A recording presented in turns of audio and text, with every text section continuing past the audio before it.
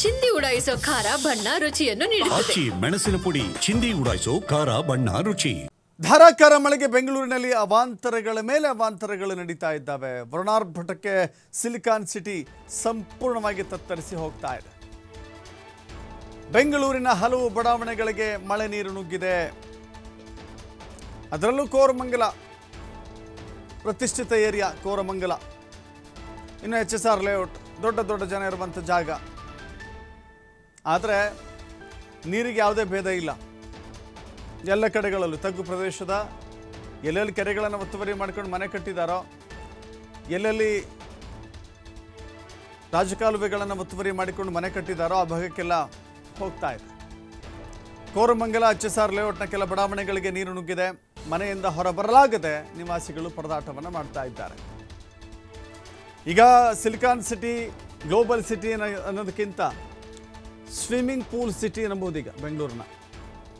ನಮಗೆ ಗೊತ್ತಿದೆ, ಬೆಂಗಳೂರಿನಲ್ಲಿ ದೊಡ್ಡ ದೊಡ್ಡ ಅಪಾರ್ಟ್ಮೆಂಟ್ಗಳಲ್ಲಿದ್ದಂಥ ಜನ ಲಕ್ಸುರಿಯಸ್ ಕಾರಿನಲ್ಲಿ ಓಡಾಡ್ತಾ ಇದ್ರು. ಮಳೆಗಾಲ ಬಂದಾಗ ಅವರು ಟ್ರ್ಯಾಕ್ಟರ್ಗಳಲ್ಲಿ ಹೋಗಿದ್ದನ್ನು ನೋಡಿದ್ದೇವೆ. ಅತ್ಯಧಿಕ ಮಳೆ ಸುರಿದಾಗ ಅವರು ಸ್ವಿಮ್ಮಿಂಗ್ ಪೂಲ್ ರೀತಿಯಲ್ಲಿ ಬೋಟ್ಗಳ ಮೂಲಕ ಅವ್ರಿಗೆ ಆಫೀಸ್ಗೆ ಹೋಗಿದ್ದನ್ನು ಕೂಡ ನೋಡಿದ್ದೇವೆ. ಟ್ರ್ಯಾಕ್ಟರ್ಗಳಲ್ಲಿ ಆಚೆ ಬಂದು ಸ್ವಿಮ್ಮಿಂಗ್ ಪೂಲ್ಗಳ ರೀತಿಯಲ್ಲಿ ಆಗಿದ್ದಂಥ ಜಾಗದಿಂದ ಆಚೆ ಬಂದು ಆಮೇಲೆ ಅವರಿಗೆ ಆಫೀಸಿಗೆ ಡ್ರಾಪ್ ತೆಗೆದುಕೊಂಡಿದ್ದನ್ನು ಕೂಡ ನೋಡಿದ್ದೇವೆ ಟ್ರ್ಯಾಕ್ಟರ್ಗಳಲ್ಲಿ. ಸೊ ಇಂಥ ಪರಿಸ್ಥಿತಿಯನ್ನು ತಂದುಕೊಂಡಿದ್ದು ನಾವೇನೆ.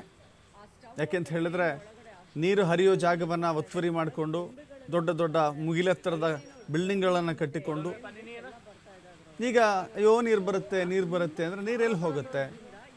ಎಲ್ಲಿಗೆ ಹೋಗಬೇಕೋ ಅಲ್ಲಿಗೆ ಹೋಗುತ್ತೆ. ನೀರು ಬರೋ ಜಾಗದಲ್ಲಿ ನೀವು ಮನೆ ಕಟ್ಟಿಕೊಂಡ್ರೆ ಅದು ಬೇರೆ ಕಡೆ ಹೋಗ್ಲಿಕ್ಕಾಗತ್ತಾ?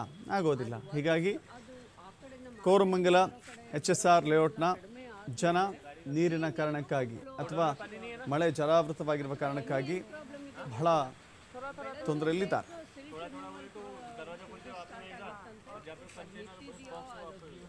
ಇನ್ ಪ್ರೋಗ್ರೆಸ್ ಏನು ಅಂತಾನೂ ಗೊತ್ತಾಗ್ತಾ ಇಲ್ಲ. ಇವಾಗ ನೋಡಿದ್ರೆ ಎಲ್ಲಾರ ಮನೆಗಳಲ್ಲೂ ನೀರು.